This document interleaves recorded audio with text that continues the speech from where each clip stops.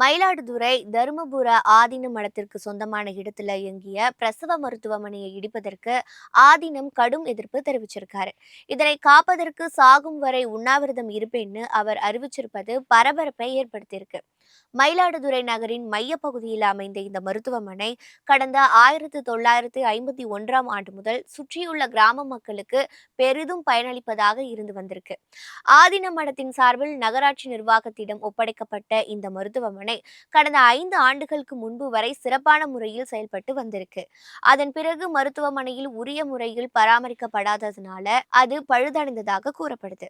தற்போது மருத்துவமனை கட்டடத்தை இடித்துவிட்டு அங்கு குப்பை கிடங்கு அமைக்க நகராட்சி நிர்வாகம் திட்டமிட்டிருப்பதாக கூறப்படுது. இதற்கு தருமபுரம் ஆதீனத்தின் 27வது மடாதிபதி ஸ்ரீலஸ்ரீ மாசிலாமணி தேசிக ஞான சம்பந்த பரமாச்சாரிய சுவாமிகள் கண்டனம் தெரிவிச்சிருக்காரு.